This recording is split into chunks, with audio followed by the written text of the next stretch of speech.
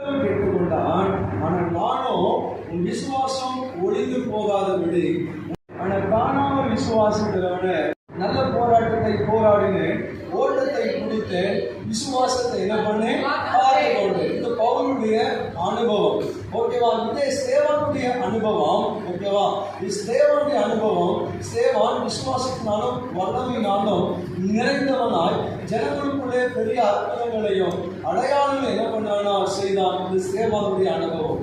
இந்த கடைசி நாட்களில் ஆண்டவர் மேல இருக்கிற விசுவாசம் பிசாசானவன் ஊழிய பண்ணுவான், அழிய பண்ணுவான். அது ஒளிந்து போகாம அழியாம அது நிலைத்திருக்க வேண்டும் என்று ஆண்டவர் விரும்புகிறார்.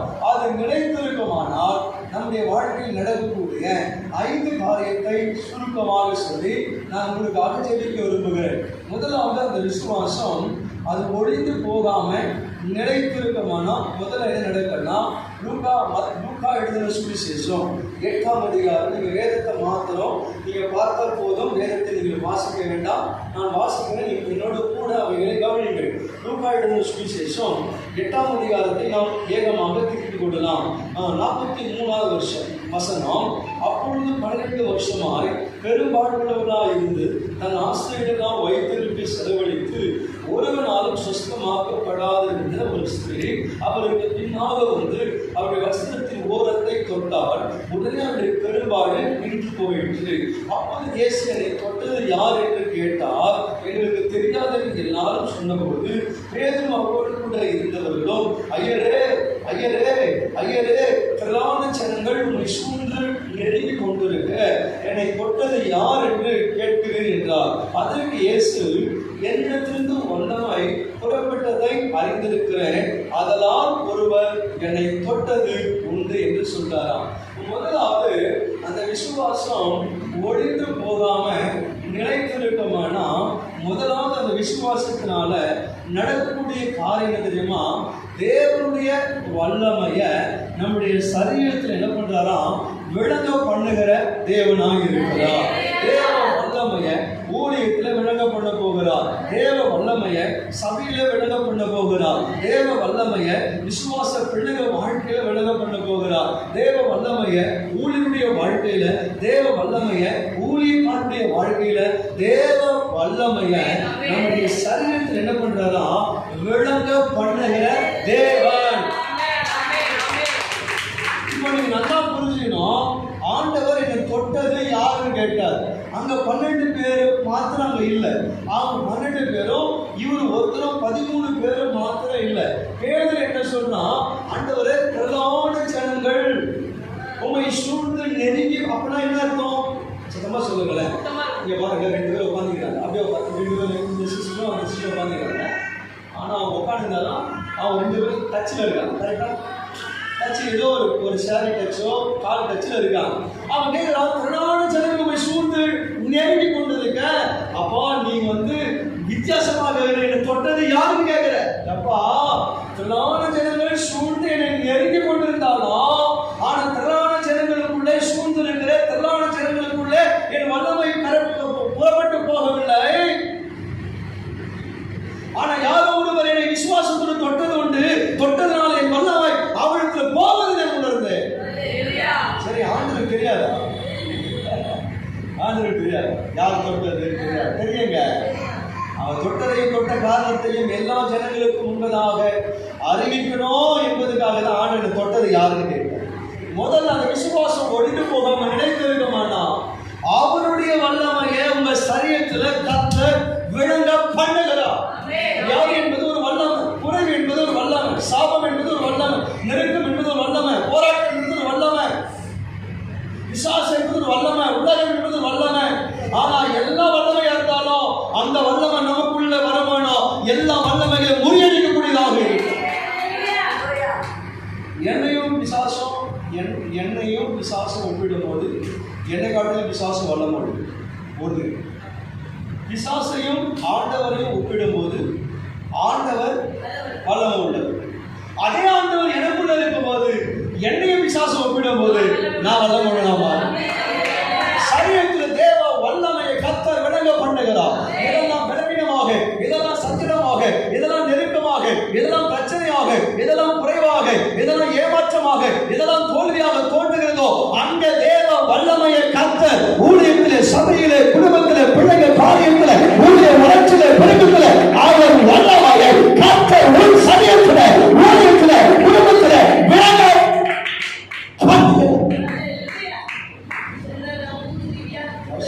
வல்லமையை கர்த்தர் விளங்க பண்ணுங்க. செகண்ட் வேகமா எடுத்துக்கலாமா? செகண்ட் மார்க் எழுதின சுவிசேஷம் 2ஆம் அதிகாரம் 1, 2, 3, 4. சில நாட்களுக்கு பின்பு அவர் மறுபடியும் கப்பர்நகூமுக்கு போனார். அவர் வீட்டில் இருக்கிறார் என்று ஜனங்கள் கேள்விப்பட்டு வெளியே வாசலுக்கு முன்னும் நிற்க இடம் போகாதபடிக்கு அநேகர் கூடி வந்தார்கள். வசனத்தை போதித்தார். அப்பொழுது 4 பேர் சேர்ந்து ஒரு தூர்வாதக்காரனை சுமந்து கொண்டு வந்தார்கள்.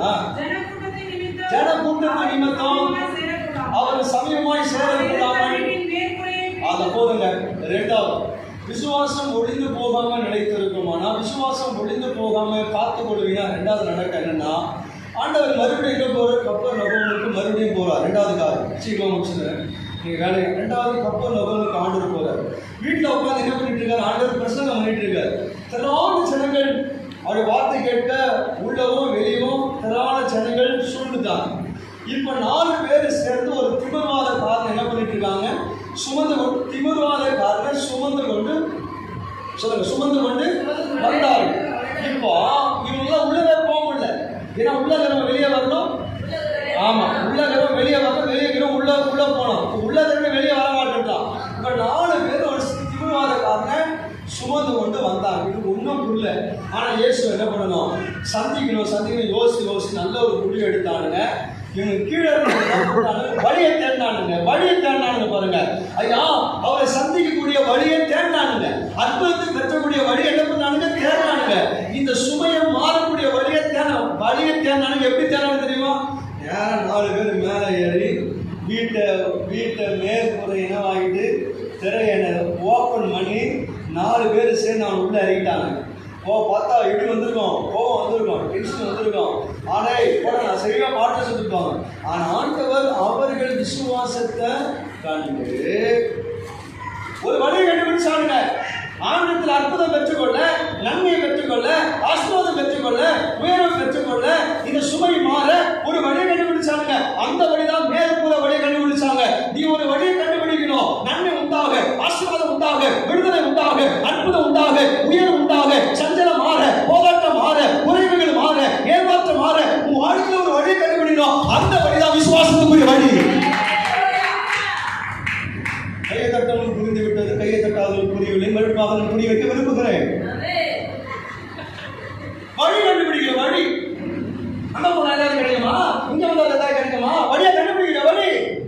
இங்க நாங்க தாவலா, நீங்க தாவலா, இங்க இந்த திட்டம் அங்க போறது, அங்க திட்டம் இங்க வருது, இங்க அங்க போறது. வழியை கண்டுபிடிக்கிற ஒரே வழிதான்.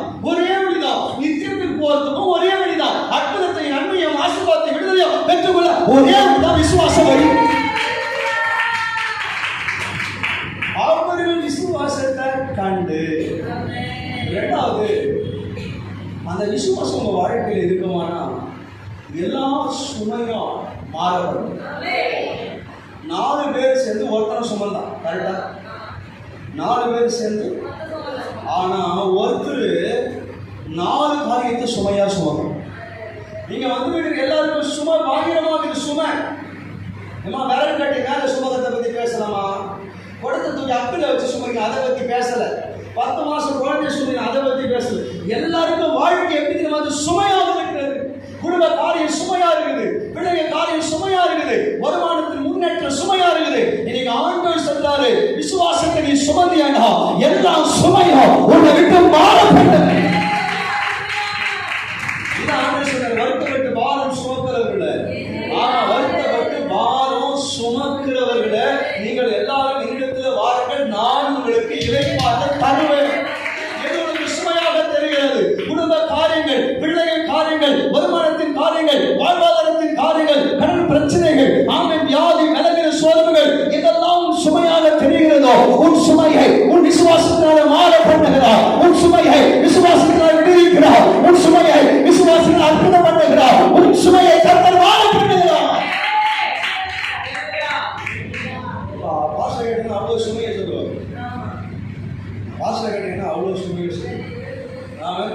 ஒரே ஒரே சுமை தான். பிள்ளைங்க சுமை, கணவன் சுமை, மனைவி சுமை, பிரச்சனை. அவரை கேளுங்க, எவ்வளோ தேவையை சொல்லுவார். அந்த ஆண்டு சொன்னாரு, கொஞ்சம் மேலே ஏறி வா, ஜஸ்ட் மேலே ஏறி வா, வா வா மேலே ஏறி வா. விசுவாச வாழ்க்கை நீ மேலே வரணும். விசுவாச வாழ்க்கை பூமி குறிதாக இருக்கக்கூடாது. விசுவாச வாழ்க்கை பிள்ளைய குறிதாக, கொஞ்சம் மேலே ஏறி வா. எதுக்கு விசுவாசம்? எதுக்கு தெரியுமா? நன்மைக்கு மாத்திரம் விசுவாசிக்க கூடாது, ஆசீர்வாதத்துக்கு மாத்திரம் விசுவாசிக்க கூடாது. கல்யாணத்துக்காகவோ, கர்ப்பத்தின் கனிக்காகவோ, வேலைக்காகவோ, ப்ரொமோஷனுக்காகவோ, வீடு கட்டுறதுக்காகவோ, வாகனத்துக்காக வெக்கமான அது மாத்திரம் என்ன இருக்குது? விசுவாசம் இருக்கக்கூடாதுயா. விசுவாசம் உலக காரியம், உன்னத காரியத்தில் விசுவாசம் இருக்கணும். ஆண்டவர் உமக்காக எழுத போறீங்க, உமக்காக பிரகாசிக்க போறீங்க, உமக்காக ஊழியம் செய்ய போறீங்க, உமக்காக ஆத்ம ஆதாயம் பண்ண போறீங்க, உமக்காக பரிசுத்தமா வாழ போறீங்க, உமக்காக சாட்சியா வாழ போறீங்க, உமக்காக உலகத்தை கலக்க போறீங்க, உமக்காக அனைவரை திரும்ப போறீங்க. அந்த காரியத்தில் தேவனை விசுவாசம். உமக்காக அற்புதத்தை செய்ய போறோம், உமக்காக அடையாளத்தை செய்ய போறோம், உமக்காக விசுவாசம். மேலே ஏறிவா, கமான் மேலே ஏறிவா. சிஸ்டர் கொஞ்சம் மேலே வா, மேலே வா, மேலே வா, மேலே வா. மேன்மையானதை பார்க்கணும், மேலே வா. அற்புதமானதை பார்க்கணும், மேலே வா. கொஞ்சம் மேலே வா. கடினம் தான், மேலே ஏறது கடினம் தான், ஓப்பன் பண்ணுறது கடினம் தான், உள்ள இறங்கிறது கடினம் தான். ஆனா நீ கடினப்பட்டு உள்ள இறங்கிட்டேனா அப்பதான் அற்புதம் நடப்பது. ஒரே செகண்ட் தான், செகண்ட்ல மேல பண்ணுவா. ஓப்பரமான ராதா சம்பனா உலக பாதித்த செகண்ட் தான், பிள்ளைய பாதித்த செகண்ட் தான், ஊரே பாதித்த செகண்ட் தான், ஆவி ஆத்மா சரீரத்தை ஓகே வாவானா செகண்ட் தான். ஒரே செகண்ட் தான்.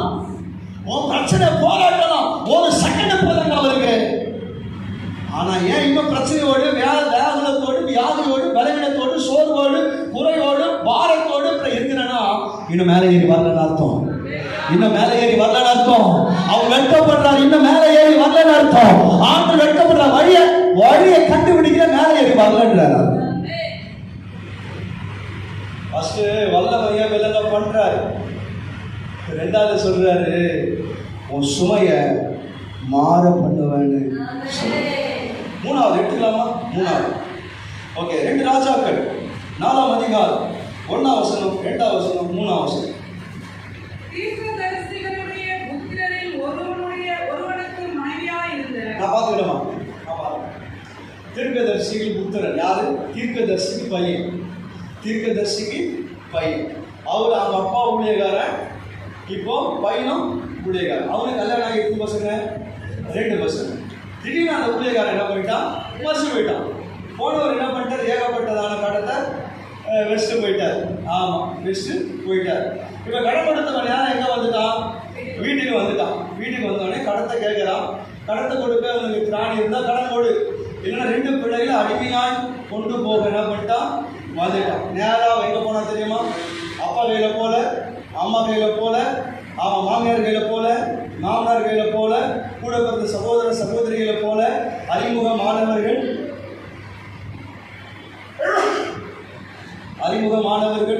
அறிமுகம் இல்லாதவர்கள் யாருக்கு என்ன பண்ண போல. எங்க போன தெரியுமா? தேவ மனிதனிடத்துல போய் எல்லா காரியத்தையும் என்ன பண்ண. ஏங்க போனா? அவ கரெக்டா தெரிஞ்சது, இது மாறினா தேவ மனிதன் போனாதான் தேவனுடைய மனிதன். என்ன சொல்ல பார்க்கலாம்? மனுஷனுக்குல தேவனுடைய மனிதன், தேவனுடைய தாசன். போனா மாறனு போனா தேவன் கேட்டாரு, ஒரு கூட என்னதான் இருக்குன்னா ஓகே, அந்த ஒரு கூட எண்ணெயை வைத்து அயல் வீட்டுக்கு எடுத்துட்டு போய் காலி பாத்திரத்தை வாங்கி வந்து எல்லா பாத்திரத்தில் என்ன பண்ணுச்சு? வார்த்தைப்பட்டுச்சு. பாத்திரம் இருக்குதான்னு கேட்டாங்க, இல்லைன்னாங்க. அதுக்குள்ள போய் இந்த காரியத்தை தேவ முடிந்து நான் எலிசாவுக்கு அறிவித்தா, நீ போ, கடனை விற்று எண்ணெயை விற்று கடத்தை கொடுத்து நீ உன் பிள்ளை என்ன பண்ணு, ஜீவனம் பண்ணு அப்படின்னு அனுப்பிச்சிட்டாங்க. மூணாவது, அவளுக்குள்ள ஒரு விசுவாசம் இருந்தது. தேவ மனிதனத்தில் போனா இது நடக்கும். அல்லேலூயா. ஒரு விசுவாசம், ஆலயத்துக்கு போனா இது நடக்கும், கர்த்தரை ஆராதித்தா இது நடக்கும், ஆண்டு தொழுது கொண்டா இது நடக்கும், ஆண்டு கொடுத்தா இது நடக்கும், ஆண்டவர் முன்னிலை படுத்தினா இது நடக்கும். முதல்ல விசுவாசம். ஆனால் மூணாவது, அவளுக்கு என்ன காரியத்தை விசுவாசித்து போனாலும் அந்த காரியம் அப்படியே அவர் வாழ்க்கை என்ன பண்ணினது? நடந்தது. மூன்றாவது, ஆண்டவர் விசுவாசம் ஒழிந்து போகாம நிலைத்திருக்கமானா குடும்ப உறவுகளை சீர்பொருந்த பண்ணுகிற தேவன். அங்க என்ன பிரச்சனை? அந்த வீட்டுல என்ன பிரச்சனை? எங்க அழப்போனா எப்பா இங்க 10 நிமிஷம் அந்த வீட்டுல என்ன பிரச்சனைன்னு கேட்டேன். அப்புறம் சொல்லுங்க, அந்த வீட்டுல கடன் பிரச்சனை. அப்புறம் கடன் பிரச்சனை ஒண்ணு. அந்த பிரச்சனைனால எது பிரச்சனை? பையன் அடிமையா கொண்டு போக போறான். அப்போ வாழ்க்கையே பிரச்சனையா இருக்குது, குடும்பமே பிரச்சனையா இருக்குது, எதிர்காலமே பிரச்சனையா இருக்குது, வாழ்வாதாரமே பிரச்சனையா இருக்குது. நான் சொல்ல புரியுதா? கடன் பிரச்சனை மாத்திரம் இல்ல, கடன் தான் பிரச்சனை, பிள்ளைகள் பிரச்சனை, வாழ்வாதார பிரச்சனை, எல்லாமே பிரச்சனை. ஆனா நம்மளதுனால குடும்ப உறவுகளை சீர்பொருந்த பண்ணுகிறோம். குடும்பத்துல காணப்படாத சமாதானம் இல்லாம காரியங்களை, சந்தோஷம் இல்லாத காரியங்களை, ஒருவரும் இல்லாத காரியங்களை, ஒருவராகிற காரியங்களை, கடன் பிரச்சனை காரியங்களை, குடும்ப உறவுகளை வாழ வைக்க, குடும்ப உறவுகளை பிள்ளைகளை காப்பாற்ற, குடும்ப உறவுகளை எதிர்கால காரியத்தை திட்டமிட, குடும்ப உறவுகளை சீர்பொருந்த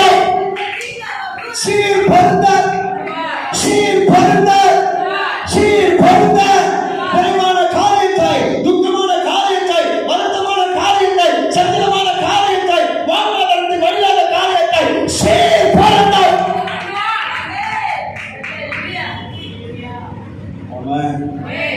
முதல் சொன்னேன், அவர் வல்லமை நம்முடைய சரீரத்தில் விளங்க பண்ணுவார். இரண்டாவது சொன்னேன், எதெல்லாம் சுமையாக தோன்றுகிறதோ அதை மாற பண்ணுவார். மூணாவது சொன்ன, குடும்ப உறவுகளை சீர்பொருந்த பண்ணுவார்.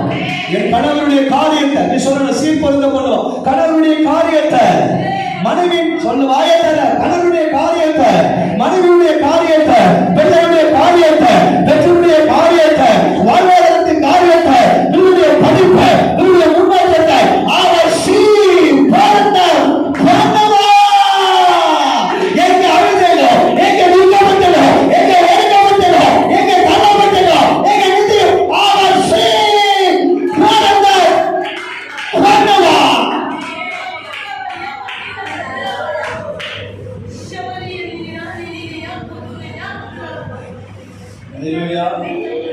சீர்பொருந்த பண்ணுகிறோம். ஏற்ற துணை தான் உனக்கு, ஏற்ற கணவர் தான், ஏற்ற மனைவி தான், ஏற்ற பிள்ளைகள் தான். ஆனா குடும்பத்தை சீர்பொருந்த பண்ணுகிற கர்த்தர் தான். எல்லா அடிமைத்தனங்கள் மாற போகிறது. குடும்பத்தில் அடிமைத்தனங்கள் மாற போகிறது. நெருக்கம் என்கிற அடிமைத்தனம், பிள்ளைகளின் அடிமைத்தனம், பெற்றோருடைய அடிமைத்தனம், லட்சியத்தின் அடிமைக்காரர்கள் மாற போகிறது. எல்லா அடிமையால் அடிமைப்படுத்துகிறதோ அதை முறியடிக்க போகிறோம். ஓகே, நாலாவது சீக்கிரம் எடுத்துக்கலாமா? 5 நிமிஷம். நாலாவது எபிரேயர் 11ஆம் அதிகாரம் 11-12. எபிரேயர் 11ஆம் அதிகாரம் 11-12. விசுவாசத்தினாலே சாராலும் வாக்குத்தத்தம் பண்ணினவர் உண்மை உள்ளவர் என்றெண்ணி கர்த்தருக்கு பெறனடைந்து வயதில் சென்றவனாய் இருந்தும் பிள்ளை பெற்றார். ஆனபடியால் சரீரம் செத்தவற்றை எண்ணுவதற்கு ஒருவனாலே வானத்தில் உள்ள பெருக்கமான நட்சத்திரங்கள் போலவும் கடற்கரையில் உள்ள எண்ணிறைந்த மணலை போலவும் மிகுந்த ஜனங்கள் பிறந்தார்கள். போதுங்க. சாரா சொன்னா சரீரம் செத்து போச்சு. அவரு அவன் சொல்றா, வீட்டுக்கு போனவன் சொல்றா, கெடிவி சொல்றா, கிழவன் சொல்றா, சரி செத்தவ சொல்றா. விசுவாசத்தினால சாரா வாக்குத்தத்தம் பண்ணினவர் உண்மை உள்ளவர் என்று எண்ணி கர்ப்பம் தரிக்க பலனடைந்து வயது சென்றவளாய் இருந்து கர்ப்பம் தரிக்க பலனடைந்து வயது சென்றவளாய் இருந்து பிள்ளைகளை பெற்று எடுத்தார். நாலாவது, விசுவாச வாழ்க்கை ஒளிந்து போகாம நிலைக்கமானா, விசுவாச வாழ்க்கை ஒளிந்து போகாம காத்து கொள்ளுகிறானா, உன் பலவீனமாய் இருக்கிற சரீரத்தை கர்த்தர் பலனாய் மாற்றுவார். ஹல்லேலூயா. பலனாய் கர்த்தர் மாற்றுவார். தகப்பனே, பலவீனமா இருக்கிற சரீரத்தை, அன்பு சகோதரா, பலவீனமா இருக்கிற சரீரத்தை, அன்பு சகோதரி சிறு பிள்ளைகளை எதெல்லாம் உங்களுக்கு பலவீனமாய் தோன்றுகிறதோ, குடும்பத்தில் எதெல்லாம் பலவீனமாய் தோன்றுகிறதோ, ஆண்டவர் விசுவாசத்தினாலே கர்த்தருடைய பலப்படுத்த போகிறார். விசுவாசத்தினாலே சரீரம் செத்ததா, கர்த்தர் பலவீனமான சரீரத்தை ஆண்டவர் பலனாக மாற்றுவார். விசுவாசத்துல நம்ம என்ன பலவீனமா இருக்கிறோம், விசுவாசத்துல பலனா இருக்கணும். சிஸ்டர், ஒரு ரகசியம் வசனம் இது, டைம் இல்ல. விசுவாசத்துல நீங்க என்னவா இருக்கிறீங்க? விசுவாசத்துல நீங்க பலவீனமா இருக்கிற வரைக்கும் உங்க வாழ்க்கை பலவீனமா தான் இருக்கும். ஆனா விசுவாசத்துல பலனா இருக்கும்போது கர்த்தர் உங்களுக்கு ஆயாவா இருந்தாலும், தாத்தாவா இருந்தாலும், சரீர செத்ததா இருந்தாலும், பெண்மணி வழிபாடு நின்று கொண்டதா இருந்தாலும் எழுவ ஆண்டவர் பலனடைந்து பிள்ளைகளை பெற செய்தார். நாலாவது, விசுவாச வாழ்க்கை உன் பலவீனத்தை பலனாக மாற்றும். உன் பலவீனத்தை பலனாக மாற்றும். குடும்ப பலவீனத்தை, ஆவி பலவீனத்தை, ஆத்மா பலவீனத்தை, சரீர பலவீனத்தை பலனாய் கர்த்தர் மாற்ற போகிறார். பலனாய் கர்த்தர் மாற்றி உன்னை எழுத பண்ணுகிறார். பலனாக மாற்றி உன்னை பிரகாசிக்க பண்ணுகிறார். பலனாக மாற்றி உன்னை பயன்படுத்துகிறார். பலனாக மாற்றி உன்னை பெருக பண்ணுகிறார். பலனாக மாற்றி உன்னை வாழ வைக்கிறார். பலனாக மாற்றி உன்னை சந்ததியை பிறக்க வைக்கிறார். உங்களுக்கு சந்ததி பிறக்க வேண்டும். நான் அந்த சந்ததியை சொல்லல. ஏற்கனவே 2 பையன் இருக்கிறான், 2 பொண்ணுக்குது, திடீர்னு சந்ததி பிறக்க போதா, போய் முதல்ல பெரிய ஆபரேஷன் கட் பண்ண போற அந்த மாதிரி பேசல. உங்களுக்கு சந்ததி பிறக்கணும், உங்களுக்கு ரட்சிப்பு பிறக்கணும், உங்களுக்கு வெளிச்சம் பிறக்கணும், உங்களுக்கு எழுப்புதல் பிறக்கணும். புரியுதா? அப்படியே வந்தியா, உட்காந்தியா, கை தட்டியா, காணிக்கு போட்டியா, அப்படியே போனியா, உனக்கு எனக்கு சம்மந்தம் இல்லை, பாஸ்டர் போயிட்டு வர அப்பாவை சந்தி, இந்த மாதிரிலாம் இருக்கக்கூடாது. உங்களுக்கு சந்ததி பிறக்க வேண்டும். உங்களுக்கு சந்ததி அப்பா உங்களுக்கு என்ன பிறக்கணும்? சும்மா அக்கா யாராவது கடமைக்கு வந்து அப்படியே அனுப்பிச்சு விட்டு அப்படியே போய் சொல்றீங்க எல்லாம் இன்னும் காலத்துக்கு கஷ்டப்பட்டு சண்டை போட்டு வாக்குவாதம் பண்ணிக்கிட்டு அப்படியே அனுப்பிச்சு விட்டு தேவையே கிடையாது. சந்ததி பிறக்கணும். புரியுதா? என்ன சந்ததி? மறுபடியும் பையனா அப்பா போதுடா எப்பா பையனை பெற்றது, மறுபடியும் பொண்ணா போதுடா எப்பா சிங்கம் பரப்பாடு பரப்பான். சிங்கம் பிறந்தது கெச்சிங்கம் பரவாயில்லையா? சிங்கம் பிறந்தது முதல்ல தான். இனிமேல் பையனை கேட்கறதே இல்லையா? 20 வருஷத்துக்கு பையன பையன் வேணான்றான். நல்லா கேட்டுக்கோ. பையன் ஓன என்னன்னா செய்வது சார் கடமை செய்ய சொல்ல, மனைவி செய்ய சொல்ல, அதான் செய்துட்டாங்க. அதான் சொல்லவே வேணாம், செய்வது. ஊழியர்களுக்கு சந்ததி பிறக்க வேண்டும். ஊழியர்கள் ஒரு சந்ததி, சபையில் ஒரு சந்ததி, உலகத்தில் ஒரு சந்ததி, வாழ்வு தம்பி வாழ்வு தங்கதி, உலகிலிருந்து சந்ததி பிறக்க வேண்டும். அதற்கு நாம் வேதனை வேண்டும், அதற்கு நாம் இறங்க வேண்டும். சொன்னேன், நான் கிழவன் ஆயிட்டேன், கேள்வி ஆயிட்டேன், கால் நடக்க முடியல, உட்கார முடியல, ஏழுக்க முடியல, மூட்டி வலிக்குது, தொண்டை வலிக்குது, பல்லு வலிக்குது, கண்ணு வலிக்குது, இடுப்பு வலிக்குது, பெரிய ஆபரேஷன் பண்ணி கால் வயிற்று கீச்சு பாரு தெரியும், மூச்சு வாங்குறேன், நான் உள்ள 10 பாத்திரம் தேய்ச்சி பாரு தெரியும். சொன்ன அப்படியே ஓய்ட்டு கைது போட்டு கொடுத்துப்போம். லட்சிப்பு அபிஷேகம் குதிரை 10 லட்சம் செட்டில்மெண்ட் போய்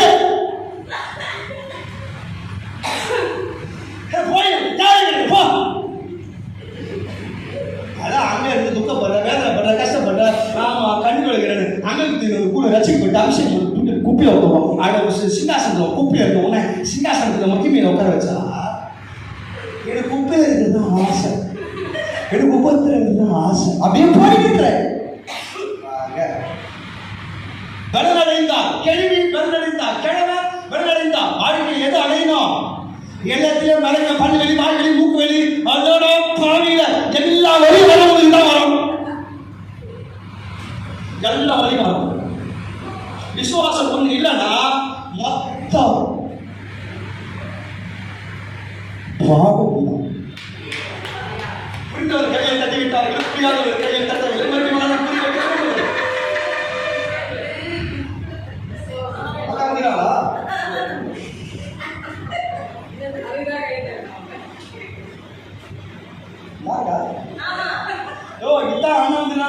அண்ணன் யார் நடிச்சிருங்க? அண்ணன் உங்க வீட்டுக்காரர் நடிச்சிருக்கேன்னு கேட்டதான். அண்ணா வந்து இல்லைங்க வந்துக்கிறாரு உங்க வீட்டுக்காரு, அவர் தான் கேட்டார். அண்ணா வந்து அக்கா அண்ணன்னா யாரு? அதான் 2 பேரும் பக்கத்துல வர பக்கத்துல அங்க பார்த்தா அங்கே பக்கத்துல எல்லாம் பக்கத்துல சத்தத்தெல்லாம் பலனடைந்து ஒரு டைம் ஆயிடுச்சு. பலனடைந்து ஆயிரத்தி சொல்லுங்க. பலனடைந்து உங்க ஆயா வாழ போறியா, தாத்தா வாழ போறியா, சரி செத்து வாழ போறியா?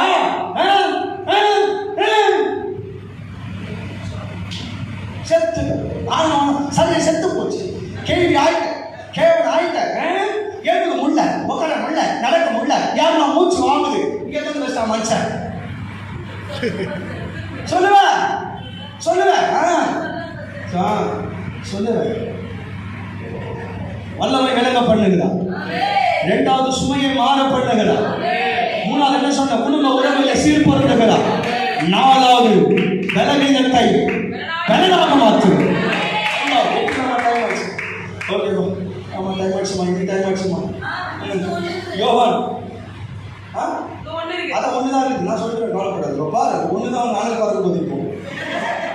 உன்னோட உச்சிருக்கா, நான் வர ஒண்ணு சொல்லிட்டா. யோவான் 11:29 அவசரம். யோவான் 11:31. யோவான் 11:31. யோவான் 11:39. வீட்டிலே அவளோடு கூட இருந்து அவளுக்கு ஆறுதல் சொல்லிக் கொடுத்த யூதர்கள் மரியாள் சீக்கிரமா எழுந்து போவதை கண்டு அவள் பலனிடத்தில் 39 வாசிக்கிறீங்க. 31 சொல்லுங்க. 39. இயேசு கல்லை எடுத்து போடுங்கள் என்றார். மருத்துவனுடைய சகோதரியாகிய மார்த்தாள் அவரை நோக்கி, ஆண்டவரே, இப்பொழுதே நாளுமே 4 நாளாயிற்றே என்றார். ஆண்டு நாட்களுக்கு தெரியுமா தெரியாதா? செத்த 4 நாளாச்சு தெரியுமா தெரியாதா? கல்ல வச்சு மூடிக்கிறாங்க தெரியுமா தெரியாதா? கட்டப்பட்டது தெரியுமா தெரியாதா? தெரியும், எல்லாமே தெரியும். ஆடு கல்லை எடுத்து போடுங்க. ஆண்டு அவன் செத்து 4 நாள் ஆச்சு, சரீரம் அக்காளுக்கும் தங்கச்சிக்கும் ஒரே எண்ணம் தான். அவன் உயிரா இருந்திருந்தா, அவன் சாவத்துக்கு முன்னால இவன் வந்திருந்தா என்னை காப்பாற்றி இருக்க முடியும்னு அக்காளுக்கு தங்கச்சிக்கு தெரிஞ்ச 2 பேருக்கும். அவர் செத்தாலும், கட்டப்பட்டாலும், நாத்தெடுத்தாலும், உள்ள மறைக்கப்பட்டாலும் அவன் எழுப்புவார்னு அக்காளுக்கு தங்கச்சிக்கும் தெரியல. உனக்கும் தெரியல, உனக்கும் தெரியல. அப்பா என் வாழ்க்கையில் எதை வேணா செய்வாரு, எப்போ வேணா செய்வாரு, குடும்பத்தில் செய்வாரு, வெளிய காரியத்தில் செய்வாரு, சரீரத்தில் செய்வாருன்னு இந்த மரம் மண்டைகளுக்கு தெரியல தெரியல தெரியல எப்போ வேணா செய்வாரு. ஆண்டவரே, அவன் செத்த 4 நாள் எனக்கு தான் தெரியும், சரியில்லை 4 எனக்கு தான் தெரியும். ஒரே நல்ல 4 நாள் எப்படி பாரு 4. ஆண்டு திரும்பி சொல்லி விசுவாசத்தில் நீ விசுவாசித்தா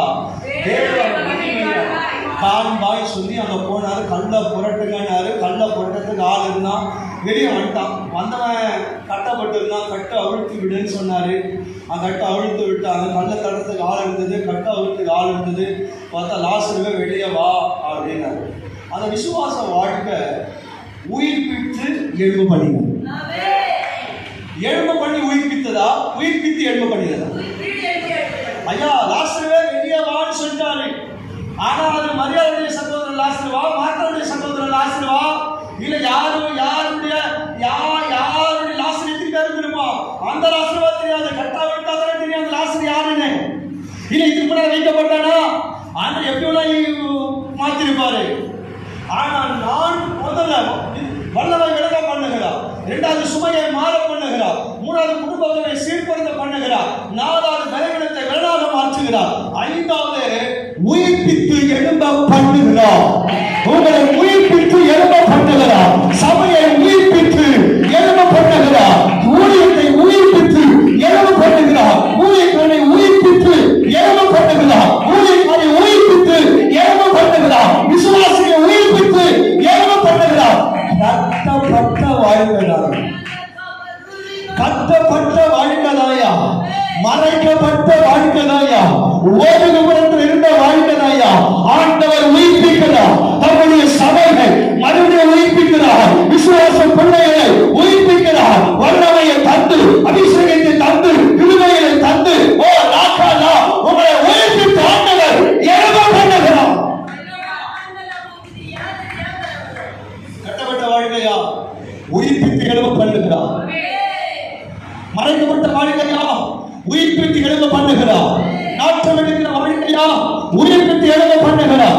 அறுவடைக்குரிய வாழ்க்கையா உயிர்ப்பித்து, சத்தமா சொல்லுங்க, உயிர்ப்பித்து அவங்க சபையை உயிர்ப்பித்து, அவங்க ஊழியத்தை உயிர்ப்பித்து, தாசனை உயிர்ப்பித்து, ஊழிய நேரமா உயிர்ப்பித்து விசுவாச பிள்ளைகளை உயிர்ப்பித்து உங்க தரிசனத்தை உயிர்ப்பித்து உங்க வாக்குத்தத்தங்களை உயிர்ப்பித்து ஆண்டவர் ஐயா கட்டி எடுக்கிறது போல, மறைக்கப்பட்டது போல, ஒதுங்குகிறது போல, பாலைவனுக்கு வெளியேறுகிறது போல காணப்படுதான். ஆனா அவர் உயிர்ப்பித்துட்டாருடா.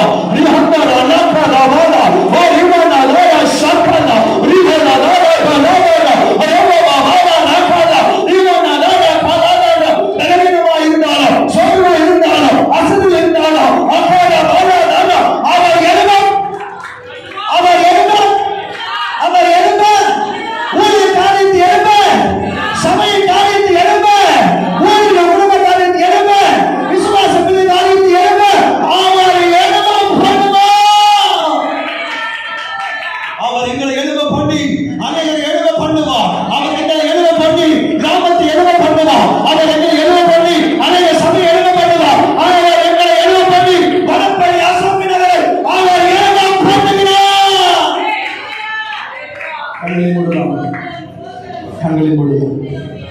வல்லமை எல்லாம் எழுந்திருப்போம். வல்லமை விளங்க பண்ணுங்கப்பா. எல்லாம் கண்ண முடிவு சொல்லுங்க. வல்லமை விளங்க பண்ணுங்கப்பா. சுமையை மாற பண்ணுங்கப்பா. குடும்பத்தை சீர்பொருந்த பண்ணுங்கப்பா. கரண் கொள்ள செய்யுங்கப்பா. ஆண்டவர் உயிருக்கு வாய் திறந்து சொல்லுங்க. 5 காரியத்தை சொல்லிட்டே இருக்க. அவன் பாஸ் ஜபத்து நடத்தப்படுற ஹல்லேலூயா. ரீமா லாமா நாதா ராஷ் சாக்கா லா ஓ ரீமா நாகா ராமா நாத்தி ஆதா வாய் திறந்து சொல்லுங்க. எல்லா வாய் திறந்து சொல்லுங்க. இப்போ நம்ம பாஸ்டர்மா ஜபத்து நடத்த போறாங்க. பாஸ்டர்மா ஜபத்து நடத்த போற எல்லா வாய் திறங்க பார்க்கலாம். எல்லா வாய் திறந்து வாய் திறங்க பார்க்கலாம். ஹல்லேலூயா.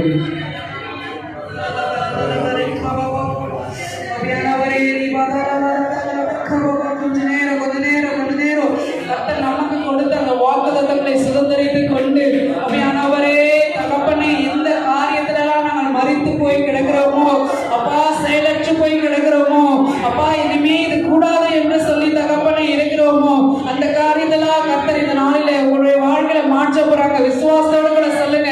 ஆண்டவரே என் வாழ்க்கையில இதெல்லாம் நீ மாற்றி கொடுக்க போற கிருபைகளுக்காக நமக்கு நன்றி என்று சொல்லுங்க.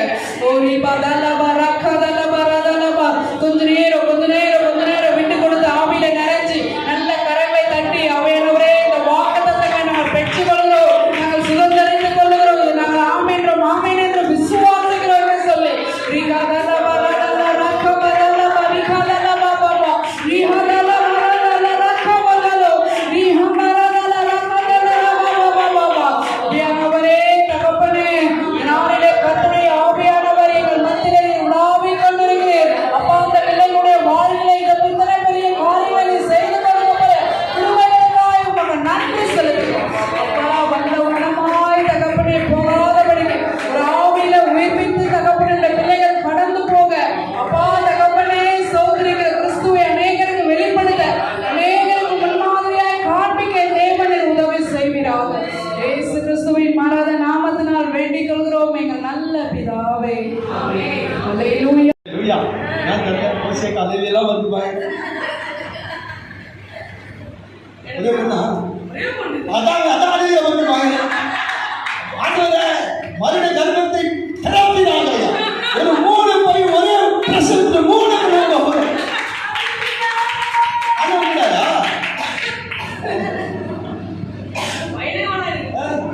கத்தர் கொடுப்பாரு, கவலைப்படாது. ஆமா, அந்த அனுபவம் வந்தது. என்ன ராசா, நீ என்ன டவுட்டா?